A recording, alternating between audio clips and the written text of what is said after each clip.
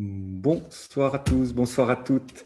Merci de nous suivre comme chaque lundi à 18 heures. Alors aujourd'hui, on va vous parler des bourgeons de cassis. Le cassissier, cet arbre, cet arbuste bien connu, qui est connu depuis le Moyen Âge pour des vertus thérapeutiques. Alors c'est considéré comme un élixir de longue vie. Le bourgeon de cassis, comme on vous le dit, c'est un incontournable de la gémothérapie. Alors si le cassis a été connu dans l'Antiquité grecque, son utilisation en tant que plante médicinale, comme on la connaît maintenant, est évoquée pour la première fois au XIIe siècle. Alors, on l'utilise contre la fatigue, tant physique que psychique, le stress, également pour la digestion ou encore dans le cadre de la sphère urogénitale. Alors, on l'utilise aussi dans le cadre des allergies chroniques, des inflammations tant du système articulaire, cutané, respiratoire, digestif ou encore urinaire. Alors, bonsoir Amine, est-ce que tout d'abord tu peux nous rappeler quelle est la composition des bourgeons de cassis? Bonsoir Cédric, bonsoir tout le monde. Donc, le bourgeon de cassis a des caractéristiques bien spécifiques à lui qu'on va essayer de détailler ce soir. Par rapport à sa composition, déjà pour commencer, ça contient des polyphénols, c'est très riche en polyphénols. C'est aussi riche en certaines vitamines, notamment donc de la vitamine C, des caroténoïdes, etc. Ça contient aussi des huiles essentielles. Et donc, cette composition lui donne des effets métaboliques très intéressants, comme on va le voir, et comme tu l'as déjà signalé par rapport à l'inflammation. Donc déjà, pour résumer par rapport au polyphénol, on a tout un tas de polyphénols et on sait très bien que les polyphénols ont des effets, on va dire, anti-inflammatoires, antioxydants, antimicrobiens, etc. Mais ce qui est spécial ici avec le bourgeon de cassis, c'est qu'on a une sélection de polyphénols qui ont des effets qui sont, qu'on dit, cortisone-like. C'est-à-dire quoi cortisone-like? Et donc quand on parle en général, quand on dit hormone-like, on a deux types de substances hormone-like. On a des substances qui vont agir sur la synthèse de l'hormone elle-même, donc ils vont augmenter ou stimuler la synthèse de l'hormone en elle-même, et on a d'autres substances qui vont mimer le fonctionnement de l'hormone en s'insérant notamment sur des récepteurs de cette hormone pour donner le même effet. Et dans ce sens-là, on a par exemple des flavonoïdes comme par exemple la quercétine, le camphérol, la rutine, les hypicatéchines, l'épigalocatéchine galate par exemple, la naringénine, etc. Donc ça, ce sont les flavonoïdes et qui ont justement cette caractéristique. C'est pas quand on les prend un par un, ça donne pas un effet cortisone-like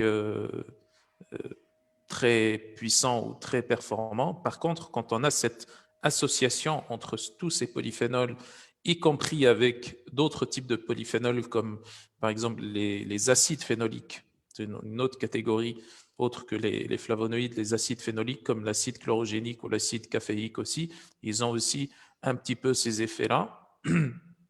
On peut avoir aussi donc, outre ces groupes de polyphénols, on a aussi d'autres catégories aussi, comme les proanthocyanidils et les proanthocyanidol, qui sont aussi des dérivés de polyphénols. Des dérivés de polyphénols qui ont, on va dire, l'effet cortisone-like le plus puissant. Beaucoup plus puissant que les autres polyphénols que j'avais cités, notamment les acides phénoliques et les flavonoïdes.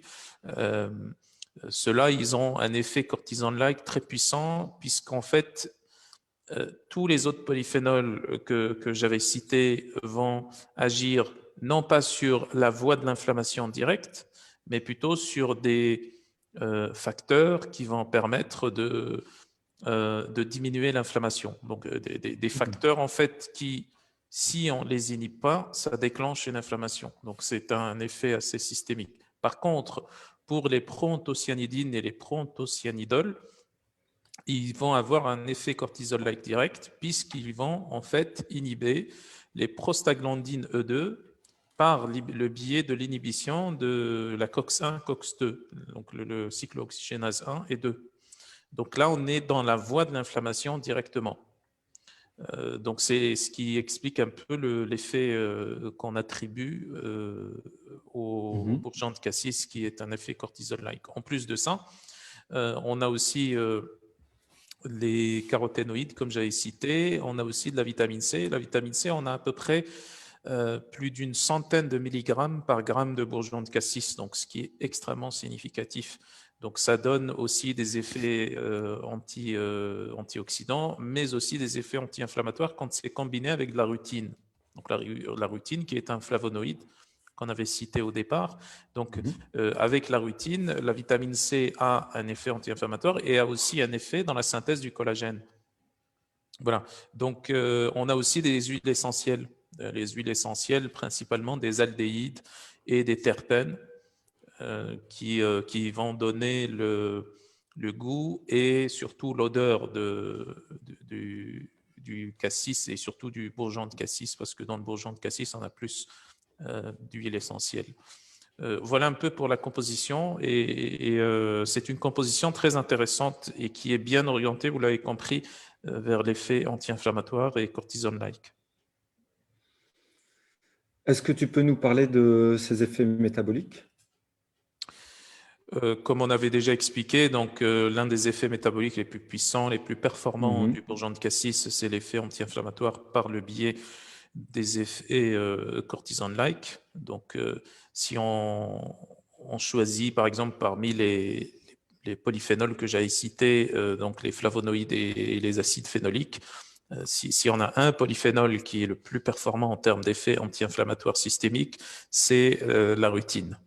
Donc la rutine, c'est vraiment le plus anti-inflammatoire, plus que la quercétine et tout le reste. Et en plus de ça, donc en plus de la rutine qui a des effets systémiques, des effets métaboliques systémiques qui vont diminuer l'inflammation, on a les proanthocyanidiols qui sentent cortisone-like. Donc, cet effet de la rutine, et des autres polyphénols se rajoute à l'effet des proanthocyanidines cyanidine et cyanidol, et ce qui donne un effet très très puissant du bourgeon de cassis. On estime à peu près l'effet du bourgeon de cassis par rapport à l'effet du cortisone endogène qu'on synthétise endogènement entre à peu près le tiers jusqu'à la moitié en termes d'efficacité, en termes de puissance anti-inflammatoire. Donc, en plus de ça, donc bien entendu, puisqu'on a des anti-inflammatoires qui sont des polyphénols, ben, les polyphénols sont aussi des antioxydants. La vitamine C et les caroténoïdes aussi sont des antioxydants très puissants dans ce sens-là. Et puis également, on a à travers les polyphénols aussi des effets antimicrobiens très intéressants. Après, on a également un autre effet qui est un peu moins connu que l'effet cortisone-like, c'est l'effet œstrogène-like. Donc l'effet œstrogène-like, ça passe en fait par la naringénine et la naringine. Et principalement ici, dans le bourgeon de cassis, c'est la naringine qui a cet effet principalement œstrogène-like, ou on va dire plutôt phytoœstrogène, parce que en fait, la naringine ne va pas augmenter la synthèse de l'œstrogène. Quand on dit œstrogène-like, c'est pas dans ce sens-là que ça va accélérer l'aromatase et augmenter l'œstrogène, c'est plutôt dans le sens de se fixer ou d'agir, d'avoir des effets qui permettent d'agir sur le récepteur de l'œstrogène, première chose. Et deuxièmement, également, de limiter l'élimination de l'œstrogène ou la métabolisation de l'œstrogène. Donc, c'est très, très connu que la naringine inhibe les cytochromes P450. Ça inhibe à peu près 30% des cytochromes P450.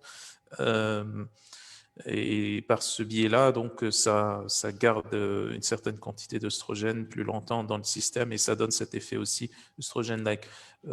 Par contre, c'est pas très, très œstrogène-like. C'est pas une grande quantité de naringine qu'on a ici dans le bourgeon de cassis. C'est une petite quantité, mais ça donne aussi cet effet. Et c'est aussi Il faut bien comprendre qu'ici, c'est un effet qui va équilibrer. Ça va équilibrer la composition du bourgeon de cassis, puisqu'on sait que le bourgeon de cassis a aussi des effets. Parmi ces effets, c'est d'augmenter la production d'énergie, donc en gros le catabolisme, et puis également de stimuler le système nerveux sympathique. Donc ça, c'est bien connu c'est pour ça que ça donne des effets antifatigue aussi, le bourgeon de cassis. Et donc le fait que ça ait ce petit effet phytoestrogène ou oestrogène-like, ça contrecarre, en fait, ça équilibre cet effet catabolique par le biais du sympathique et du catabolisme énergétique. Ça contrecarre cet effet parce que l'œstrogène est un anabolisant. Donc, si on a un effet phytoœstrogénique, ça équilibre un peu le catabolisme énergétique et celui obtenu par le système sympathique. Aussi, donc, la concentration en vitamine C, comme on l'avait expliqué, qui est à peu près de 10% dans le bourgeon de cassis, associé avec la rutine, va améliorer la quantité de collagène produite. Donc, ça va aider aussi à la régénération. Et c'est un autre effet qui va aller dans le sens d'équilibrer l'effet catabolique et l'effet sympathique du bourgeon de cassis. Donc, globalement, pour résumer, donc on a des effets antioxydants, antimicrobiens, phytoœstrogènes, des effets sur le collagène, des effets aussi sur le catabolisme énergétique, sur le système sympathique, mais l'effet qui ressort et qui est mis en exergue et qui est attribué le plus au bourgeon de cassis, c'est cet effet anti-inflammatoire par le biais de diverses substances cortisone-like. Merci. Est-ce que, moi qui habite dans une région assez verte, euh, quelle est la différence entre le cassis que je vais pouvoir aller cueillir? Je vous avoue que je vais rarement cueillir, mais quelle est la différence entre ces deux-là? Celui, D'accord. Donc, la différence entre le fruit, en fait, oui, oui, oui. Oui, dans le cassis, on a, ou le cassissier, on a les feuilles, les graines, le fruit et les bourgeons. Donc là, la différence entre le fruit et le bourgeon en termes d'effet et de composition, c'est que déjà, dans le fruit, on a plus de sucre, plus de glucides et moins de polyphénol, significativement moins de polyphénol. Donc ça, c'est dans la composition, parce que la composition du fruit, du cassis, c'est des polyphénols, des sucres, notamment des monosaccharides, des disaccharides, enfin des sucres plus ou moins simples, et puis également des caroténoïdes et un peu de vitamine C aussi. Donc ça, c'est ce qu'on obtient dans le fruit. Après, vous avez compris que, à travers ce que j'avais expliqué sur la composition du bourgeon de cassis, que c'est très différent du bourgeon de cassis, parce que le bourgeon en lui-même est très très riche en polyphénol. Il est aussi très riche en vitamine C aussi, en caroténoïdes, et ne contient pas, ou très peu en tout cas, de sucre, de glucides. Donc ça, c'est en termes de composition, et c'est très probablement pourquoi le bourgeon de cassis a des effets anti-inflammatoires beaucoup plus performants que ceux du cassis, donc le fruit là. Donc ça, c'est l'une des différences en termes de composition. En termes d'effet, on pourrait dire que le bourgeon de cassis est beaucoup moins phytoœstrogénique ou œstrogéno-mimétique que le cassis, le fruit en lui-même. Parce que le fruit contient quand même, donc parmi les polyphénols qu'il contient, ce sont des lignans ou ce qu'on appelle des lignanes qui sont connus pour être des polyphénols phytoœstrogéniques. Et donc, le fruit a cet effet plus prononcé en termes de métabolisme d'œstrogène. Bien entendu, ce que j'avais déjà expliqué, le fruit en lui-même est moins anti-inflammatoire.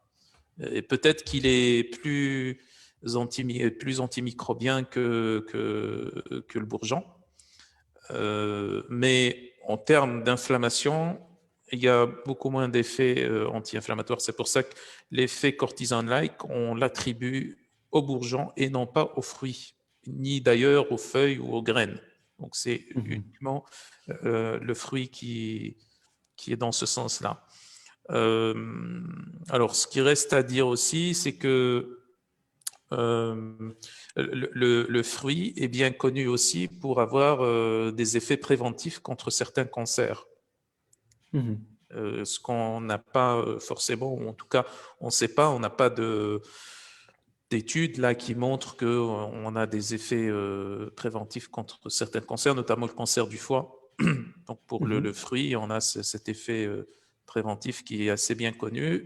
Et donc, j'allais justement oublier, le bourgeon de cassis a ces effets très stimulants, anti-fatigue, des effets qui stimuleraient le métabolisme énergétique, donc le catabolisme énergétique, et plutôt aussi des effets qui sont sympathico-mimétiques, ce qu'on n'a pas forcément avec le fruit.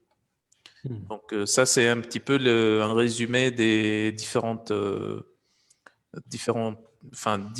qu'on a entre le fruit et le bourgeon. Et dans ce cas, on a compris que pour les applications ou les utilisations, le bourgeon de cassis est complètement différent en termes d'usage et d'indication que le cassis en lui-même, le fruit. Justement, en parlant d'indications, comment est-ce qu'on peut le positionner, les indications et éventuellement les précautions d'usage?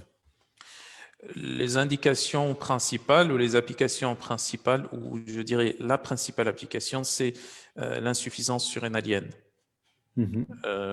Alors, on dit insuffisance surrénalienne parce que, bon, en général, les naturopathes utilisent une autre notion, un autre concept, une autre dénomination, on va dire l'épuisement ou la fatigue surrénalienne. Mais quand on se positionne du côté de l'insuffisance surrénale, là, on peut identifier, bon, dans les études, c'est un peu contradictoire quand on parle d'épuisement, de fatigue surrénale, etc.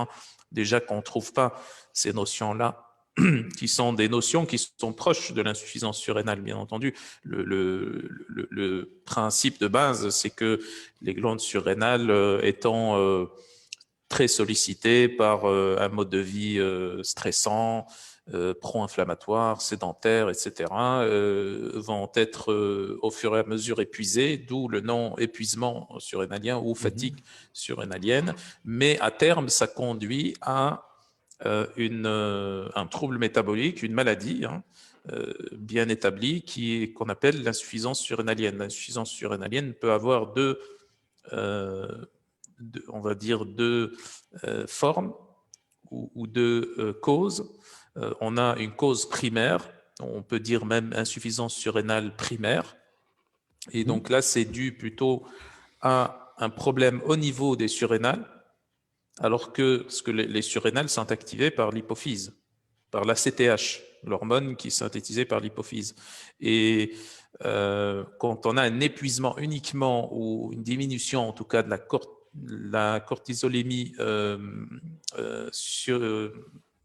quand on teste, on regarde sur la cortisolémie, on trouve la cortisolémie basse et la CTH normale. Là, on dit que c'est une insuffisance surrénale primaire, c'est-à-dire c'est dû uniquement au surrénal.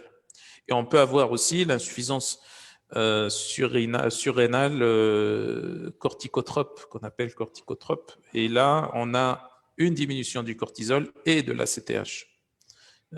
Et dans ce cas-là, le bourgeon de cassis est indiqué dans les deux cas, mais il est beaucoup plus efficace dans les cas où on a une insuffisance primaire, c'est-à-dire où uniquement les surrénales sont concernées. Ça n'empêche pas que pour l'insuffisance corticotrope aussi, ça aide beaucoup parce que comme j'avais déjà expliqué par rapport aux effets cortisol-like, on a des effets donc cortisol-like qui vont stimuler la synthèse, donc des substances cortisol-like qui vont stimuler la synthèse de cortisol. Donc, les surrénales vont synthétiser plus de cortisol.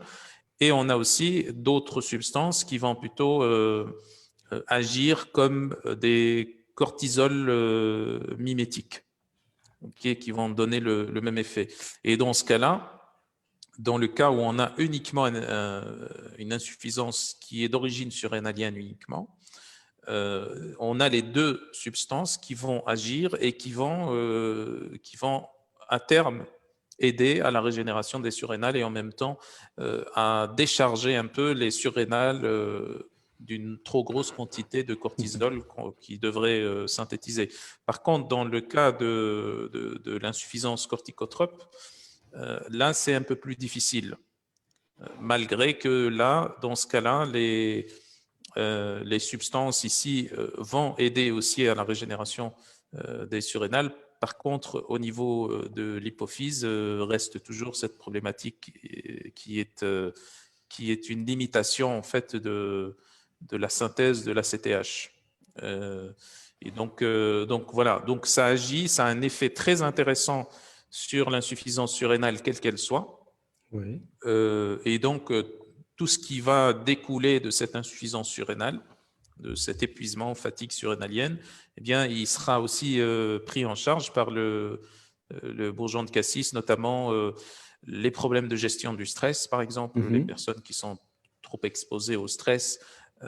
Également, on avait dit qu'il y avait des effets anti-fatigue. Donc là, on parle plutôt d'une baisse, par exemple, des indications comme la baisse des capacités mentales et physiques.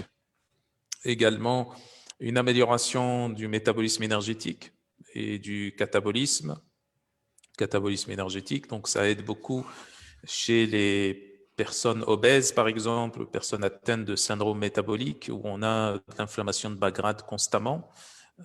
Et on a une difficulté aussi à cataboliser les acides gras. Donc là, ça va aider puisque ça va stimuler le système énergétique et ça va stimuler aussi le système sympathique. Quand on dit stimulation du système sympathique, c'est-à-dire stimulation centrale des catécholamines, dopamine, adrénaline, noradrénaline, et aussi stimulation de l'adrénaline et de la noradrénaline au niveau des médulo-surrénales, parce que au niveau de la surrénale, on a les corticosurrénales, donc le cortex, la surrénale qui, lui, synthétise plutôt les corticoïdes, et puis les médulo-surrénales qui synthétisent l'adrénaline et la noradrénaline. Donc, c'est une stimulation, c'est par là que passe l'effet, en tout cas sympathique, du bourgeon de cassis. Et puis, bien entendu, en plus de ça, il ne faut pas oublier l'effet anti-allergique très puissant, surtout différents types d'allergies, mais surtout les allergies ORL, les rhinites, l'asthme, etc. Donc, et bien entendu, quand on dit allergie, en réalité, on a toujours une composante inflammatoire à côté. Donc, ça aide à la fois dans ce sens de anti-allergique et aussi anti-inflammatoire pour l'allergie. Aussi, un autre effet qui est beaucoup moins connu pour le bourgeon de cassis, c'est en fait c'est un excellent traitement, on va dire, ou en tout cas, ça pourrait faire partie d'une stratégie de traitement de la goutte. Pourquoi? Parce que ça stimule le catabolisme de l'acide urique. Ça stimule beaucoup le catabolisme de l'acide urique parce que ça va stimuler certaines substances qui vont intervenir dans le catabolisme de l'acide urique. Qui sont les substances, on en a plusieurs, mais on va dire ce sont les oxostéroïdes. Donc les oxostéroïdes interviennent dans le catabolisme notamment de l'acide urique, de l'urée, du cholestérol, etc. Et dans ce sens-là, le bourgeon de cassis est un excellent stimulateur de ces substances, ce qui fait qu'il a un effet très intéressant dans la goutte. Donc, dans ce sens où il va éliminer ou aider à éliminer l'acide urique des articulations, et en même temps qu'il a aussi des effets anti-inflammatoires très puissants aussi, puisque dans la goutte, on a des inflammations articulaires très poussées et qui produisent des douleurs atroces. Donc, dans ce sens, il pourrait être intéressant. L'ostéoporose aussi On l'utilise aussi pour l'ostéoporose, puisque l'inflammation induit aussi l'ostéoporose, les inflammations articulaires de tout genre et les maladies inflammatoires en grande partie. Ok, merci. Alors, dans les questions, j'avoue que j'ai peut-être raté l'info parce que j'étais en train de chercher les questions pendant ce temps-là. Je ne sais pas si tu en as parlé, mais Christiane nous demande, puisque il y a un effet œstrogène-like, est-ce qu'il y a une contre-indication en cas de cancer hormonodépendant? Alors justement, ça nous ouvre la porte pour parler des contre-indications et des Mhm, précautions. Et donc, avant de commencer de parler pour les contre-indications, il faudrait savoir que donc l'une des précautions à prendre, c'est le fait de le prendre plutôt le matin, de prendre le bourgeon de cassis le matin. Pourquoi? Parce que si on le prend le soir, le fait de stimuler le catabolisme, de stimuler le système nerveux sympathique, ça pourrait avoir des effets enfin des effets délétères sur le sommeil. On oui. pourrait avoir des insomnies. Bon, c'est pas toujours le cas. Il y a plein de gens qui prennent ça le soir et ça n'a pas d'effet sur ça, mais certains répondent en, en ayant des problèmes de sommeil. Mhm, Bien que, donc le mieux, c'est de prendre ça le soir. Et ces effets, en fait, ça dure les principes actifs que j'avais cités tout à l'heure, outre donc les différents polyphénols, ils ont une demi-vie importante, au minimum 8 à 10 heures, mhm, voire beaucoup plus. Il y en a qui mettent plus que ça, 18 heures, 20 heures. Donc, si on prend déjà le matin, ça a des effets intéressants sur l'inflammation. Mais si, dans le cas où on a des douleurs le soir, la nuit, des douleurs inflammatoires la nuit, on pourrait différer sa prise vers l'après-midi, par exemple. Donc, début d'après-midi, moitié de l'après-midi. Là, ça oui. pourrait avoir des effets plus tard sur enfin, la nuit sur l'inflammation nocturne, parce qu'on sait que si on a surtout des inflammations articulaires qui sont d'origine inflammatoire, pas les inflammations d'origine mécanique, mais les inflammations d'origine inflammatoire, ben, Mhm, ça pourrait même réveiller le patient la nuit à cause des douleurs. Et donc à ce moment-là, s'il y a des douleurs le soir, il faudrait différer sa prise l'après-midi, mais pas non plus en fin d'après-midi ou le soir carrément, parce que là, ça pourrait perturber le sommeil. Donc ça, c'est par rapport à la prise. Et puis également, si on voudrait parler des effets, on va dire, pas indésirables, mais des interactions ou des contre-indications. Il n'y a pas de contre-indications vraiment, mais on va dire des recommandations à ne pas le prendre dans les cas, par exemple, de grossesse. Dans le cas d'allaitement, il faudrait prendre l'avis du médecin mhm, traitant. On a aussi des effets enfin, en tout cas, c'est déconseillé de prendre dans les cas d'hypertension mhm, et potentiellement des effets d'interaction avec des anticoagulants, des effets aussi d'interaction avec des médicaments pour le cœur chez les cardiopathes. Et là aussi, il faudrait éviter, quand on a des problèmes cardiaques, là, des arythmies par exemple, il faudrait éviter de prendre aussi. Et aussi, dans le cas comme l'a signalé Christiane, donc mhm. dans les cas de cancer hormonodépendant, c'est déconseillé. Il faudrait éviter euh, de prendre, bien que, comme j'avais expliqué, l'effet œstrogène-like n'est pas très prononcé. C'est l'effet œstrogène-like du cassis, le fruit en lui-même, est beaucoup plus important que celui du bourgeon de cassis. Mais c'est pour ça qu'on dit que c'est déconseillé. Ce n'est pas formellement contre-indiqué, mais c'est déconseillé, il ne faut pas le prendre. Voilà. D'accord, merci. Alors, une question de Lucie. Est-ce qu'il serait intéressant d'associer les bourgeons de cassis avec d'autres bourgeons pour un effet de potentialisation? Oui, oui, bien sûr, en fonction des indications, on pourrait Oui. associer On pourrait associer d'autres bourgeons ou des huiles essentielles ou peu importe, ou d'autres molécules, des nutriments, des compléments, oui, oui, bien sûr. Ouais. Inévitablement. Alors, je regarde également Yasmine qui nous demande si, une habituée, Yasmine une habituée, qui nous demande si on le prend en cure et à quel rythme. Je dirais qu'il faudrait, c'est en fonction des indications aussi. Mhm. C'est en fonction des indications. On pourrait le prendre surtout dans les cas, par exemple, soit dans les cas de poussée, par exemple, inflammatoires. Donc là, Mhm. dans les cas de poussée inflammatoire, notamment si on prend l'exemple des maladies articulaires, quelles qu'elles soient, les maladies inflammatoires des articulations, on pourrait l'associer déjà avec de la curcumine. Mhm. La curcumine a des dosages assez élevés et le prendre au cours de la période aiguë. Maintenant, dans le cadre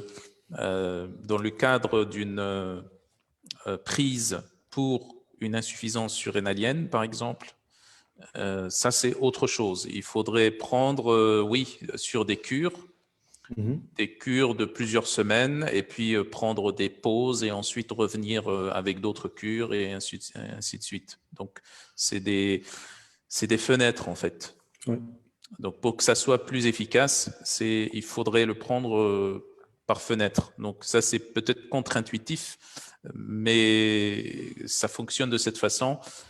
Pour la plupart des nutriments, des molécules en général, les fenêtres de prise, le fait de prendre des fenêtres de prise avec des périodes de repos, ça donne des effets plus intéressants que quand on prend sur une longue période d'emblée.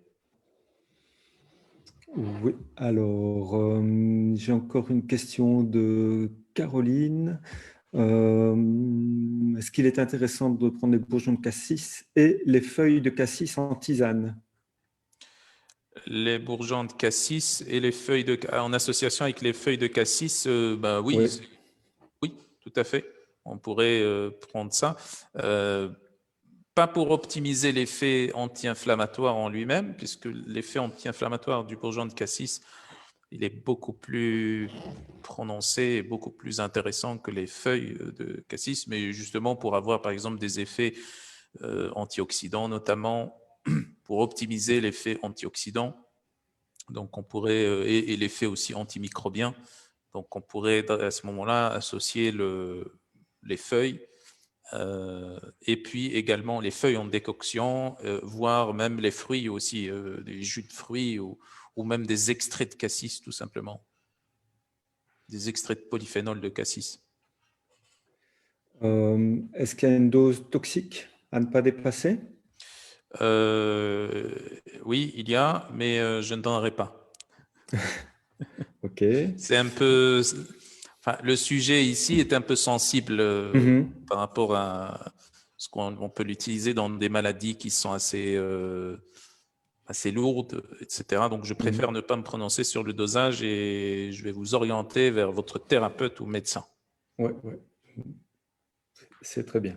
Alors, ben, justement, j'ai une thérapeute qui nous suit, Hélène. Merci pour cette précision, qui, elle, le fait prendre 3 semaines avec une semaine d'arrêt pour relancer l'information.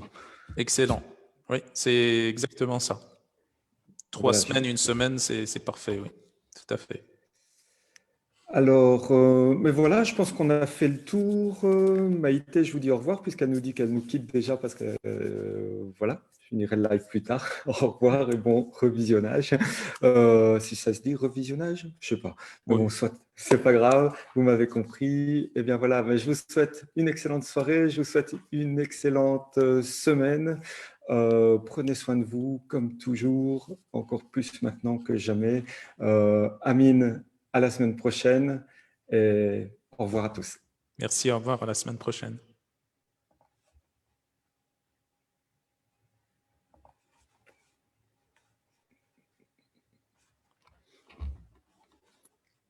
Alors, pour ceux qui ne le voient pas, mais je suis en train d'essayer de mettre la fin de l'enregistrement. Je n'y arrive pas.